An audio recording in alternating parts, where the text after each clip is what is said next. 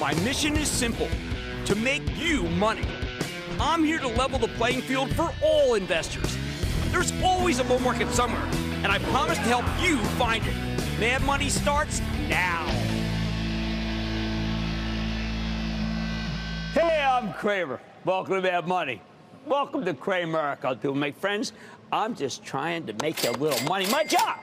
Not just educate, but also teach you about how all this works. So call me 1-800-743-CNBC or tweet me at Jim Cramer. All right, listen. I am so tired of hearing that this rally's too narrow, that it's been defined by the Magnificent Seven, Alphabet, Amazon, Apple, Meta Platforms, Microsoft, NVIDIA, and Tesla. That if it doesn't broaden out, we're in trouble. That advice has kept you out of a massive rally. So today, another tepid day, right? Dow shed 130 points. S&P declined 0.2%. NASDAQ dipped 0.18%. Let me ask you, if you're still on the sidelines, hoping for the market to get better breath, and look, doesn't mean that the market won't go down. I'm talking about what kept you out of the first half.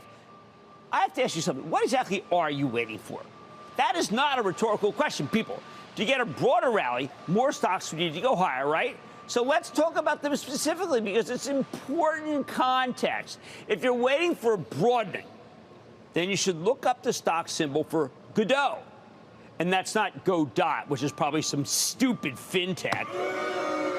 Anyway, in a way that demonstrates that broadening, the rally makes no sense. So let's scrape the bottom of the barrel in descending order.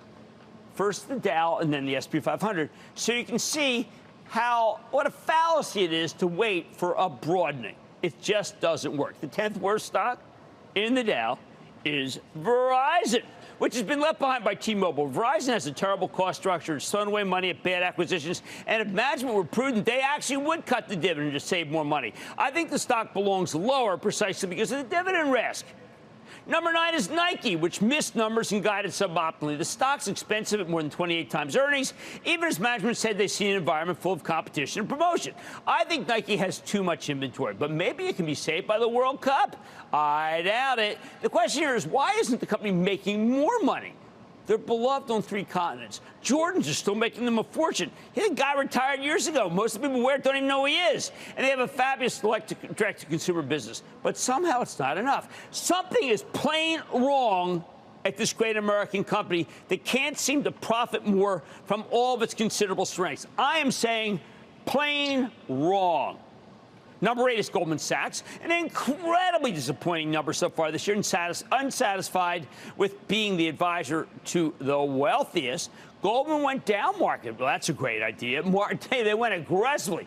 Now it's undoing that whole pivot to the consumer. It's now looking to sell a small loan business it bought a little more than a year ago. It might undo its partnership with Apple that seemed terrific in terms of reach and certainly what they've been talking about. It's been a fortune developing Apple's credit card.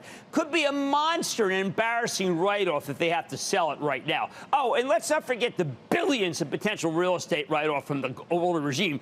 Billions! Yep, Goldman's just plain ugly. And the core business stinks, too. No IPOs, no mergers, where the real margins are. Is that the kind of stock that could potentially make the market broader that you're waiting for? I don't know.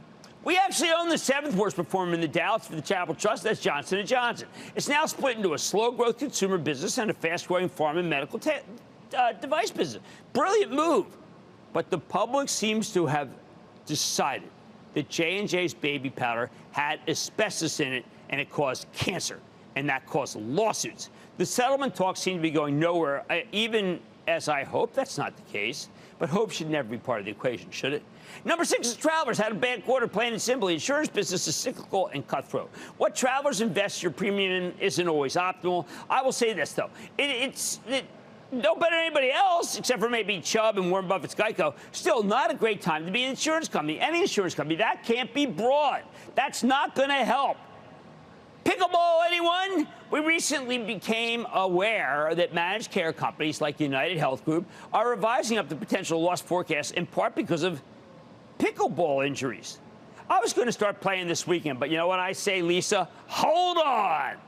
Now, this whole thing seems crazy, but nobody's denying it. Hey, by the way, same goes for the worse-than-planned medical expenses post-COVID. Again, there are a ton of managed care plays in the S&P 500, and you just can't trust them right now. Honestly, I feel the same way about Humana, despite owning for the Charitable Trust. Just a bad time for the whole group. Not going to help you get broad. Chevron's the fourth worst performer. It's down huge year over year. Why? Okay, well, guess what? It's an oil company, and oil's bad. Chevron's better than most of its companies, but who the heck wants to own a commodity stock when the commodities are heading lower? Even a great company like Chevron, and they are great. Third worst is Amgen. Boy, I'm calling that dead money. Just a point donor to tech, okay? Trades at roughly 12 times earnings. Remember when Amgen was a growth stock? It's a sign that people no longer believe it's a growth stock. Amgen's become merely one more drug stock pinata. That's really nothing special, okay? Frankly, nothing pharma trades well because Wall Street's worried about the government cracking down on drug prices. Comes up every 4 years. By the way, this time I think it might be actual.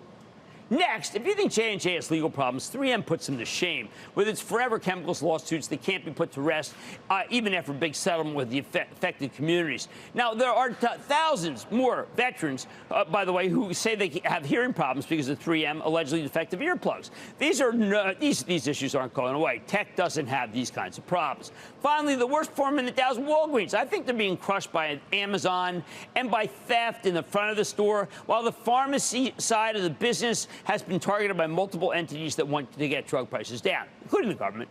I say, who wants to own the stock of a drugstore when practically everything in there is locked behind lock and key, and it's some piece of plastic that's hideous? Just a miserable shopping experience, incredibly inhospitable. And I do not like having to make someone come out from wherever they were behind the desk so I can get my Gillette razor blades. I put them on auto for Amazon. And look, I'm not picking on the Dow. Let's perform it for the S&P 500. Starts with EPAM. That's an enterprise software company that missed the quarter, lowered estimates. I mean, it's all bad, like so many other enterprise software companies. Who needs it? That's not going to broaden the rally. Schwab's next. Now, we all know the problems of financials that have the wrong bond portfolios, as Schwab does. I like Schwab, but it hasn't resolved the situation to Wall Street satisfaction. Then there's a Moderna. Which, look, I like the stock, but you know what? It falls under the rubric of post-COVID hangover. A whole group of stocks have fit that one. Can we count on Newell, perhaps, to broaden things out? Well, let's see it as a bad balance sheet, paltry earnings, and just cut its dividend. I don't think that's going to cut it. Then there's a sea of regional banks with genuine worries about new bank rules and reserves. Citizens Financial's number 6. Comerica's number 5. While Zions and Key are numbers 3 and 2. We lost these regional bank stocks after Silicon Valley Bank and Signature Bank both failed within days of each other in March. There hasn't been any real comeback, as we're convinced the earnings and regulation could be totally punitive.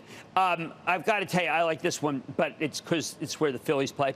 Let's throw in number 4, Enphase, which we thought was a solar play, but it really turned out to be a financing play. It's harder to borrow money. Finally, the worst performer in the S&P 500 for the first half is Advanced Auto Parts. It's been cut in half thanks to an earnings disaster. Is that what you're waiting for them to get better? I think any company with worries about financing is going to be in trouble in this environment. And why even bother waiting for an auto or parts industry to turn around? I don't even mind the auto stocks, though.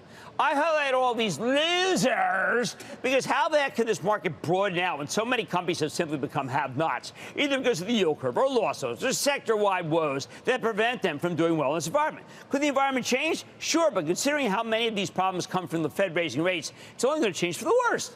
Bottom line, if you're willing to be really patient, you can wait until the Fed's done tightening. But by that time, I'll tell you one thing, the move will be over. So why not just go with what's working instead of waiting for what's clearly not working, and stop thinking that things have to broaden out before you should get interested? We just had the best rally in 40 years in the NASDAQ. You think if we get broader, that's going to happen again?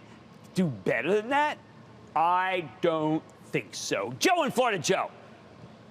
Hey, Jim, I have a question. Sure, Joe. Public storage. Why does it go up and down like a yo-yo and never goes anywhere? Well, right now it is perceived that they have overbuilt in the industry and there's a lot of mergers. I think you're fine. I like PSA. I think it is a very good company. The advice that rally was too narrow, so you should wait to buy, well, that has kept you out of a massive rally. And shame on those who said it has to get broad before I'll get in. What? Look, some stocks are just better than others. Oh, man, money tonight. Wall Street has been expecting a recession for a while now, but with a labor market that's more resilient than many expected, where should we stand? Why don't we check them in the payroll processor, like Paychecks, to find out what's happening? Then there's a new king of beers, people, in the form of Constellation Brands. I'm digging in some numbers that I think investors should know about. And On Holdings, the company behind the popular running shoe you see everywhere, invited us out to the new store in Brooklyn earlier today, and I'm excited for the story. Maybe one of the great growth stocks out there. So stay with Cramer.